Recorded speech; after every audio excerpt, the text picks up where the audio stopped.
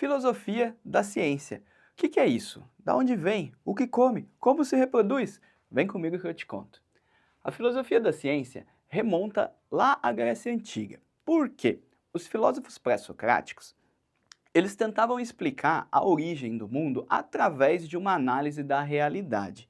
Com o tempo, isso foi dando forma ao que hoje veio a ser a ciência como nós conhecemos. Mas vamos com calma. Como é que a gente saiu de lá e chegou até aqui? Foi a partir de uma análise criteriosa, observacional da nossa realidade, que a gente conseguiu construir teorias que foram embasando as teorias que a gente tem hoje.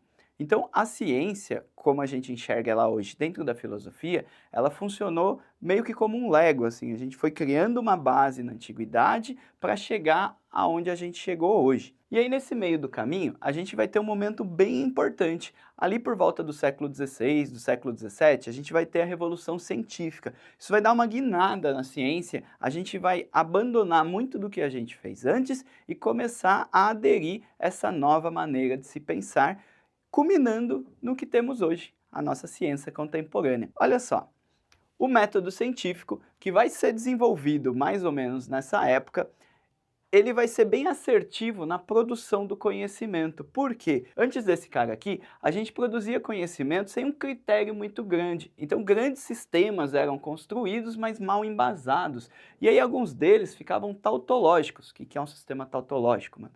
É quando ele é autorreferencial. Ele mesmo se utiliza dos seus próprios argumentos para se referenciar e se reconhecer como verdade. E aí esse método científico, ele foi desenvolvido e aprimorado por vários desses sujeitos que você tem aqui.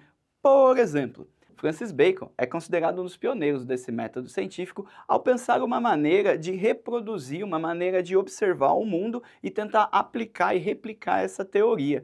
Então, quando a gente fala de método científico, a gente está falando do seguinte: primeiro eu preciso observar o mundo, eu preciso criar uma hipótese, eu preciso experimentar essa hipótese e eu preciso replicar essa hipótese.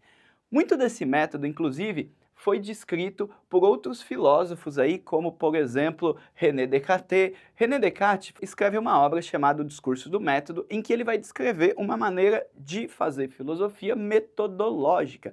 Descartes era matemático, né? Talvez isso explique um pouco desse comportamento dele, né? Dessa regra tão exata na hora de se descrever a filosofia cartesiana. E aí, o método científico, a partir desses caras aqui, vai começar a se consolidar, abrindo caminho para outras pessoas, como por exemplo, Isaac Newton, dando margem para esse cara escrever suas teorias acerca do universo. E o Newton ele vai revolucionar porque ele aplica uma teoria e universaliza ela.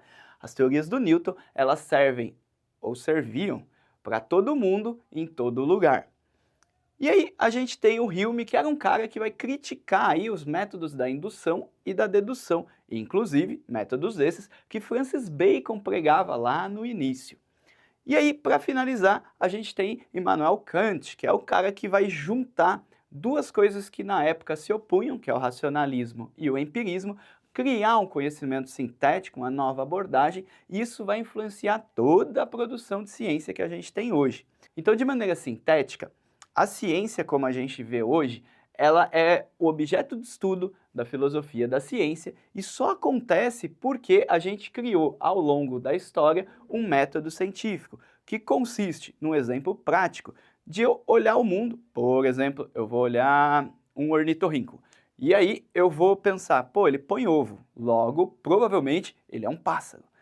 E aí eu vou experimentar, eu pego um ornitorrinco, jogo ele pro alto e eu vejo que ele não voa. Eu falo, eita, deu ruim. Eu não vou conseguir provar a minha hipótese que ornitorrincos são pássaros, porque afinal de contas ele não voou. E aí eu vou fazer isso de novo com mais ornitorrincos para ter certeza que não foi algo específico daquele ornitorrinco que eu peguei. Então a replicação é uma parte importante desse método, tanto no princípio da sua falsificabilidade, que aí Karl Popper vai falar muito sobre isso, como no princípio da própria prova do argumento, né? Então a ideia é seguir esses passos aqui para eu ter certeza que o que eu estou falando vai dar certo. Num outro exemplo rápido, se eu atirar um tucano para cima e observar, ele vai voar. Então minha hipótese de que tucanos voam é verdade, embora não pareçam, porque afinal de contas é um bicho completamente não aerodinâmico. E aí eu vou experimentando isso, vou pegando vários tucanos, jogando eles para o alto e todos eles voam, então eu consigo afirmar cientificamente, categoricamente, que tucanos voam. Por quê? Eu observei o mundo, criei hipóteses sobre ele, testei essas hipóteses e repeti esse teste várias e várias vezes. Logo, todo tucano que eu tacar para o alto voa, certo? Não necessariamente.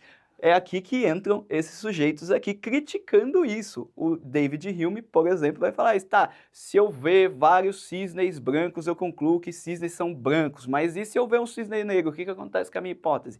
Cai por terra.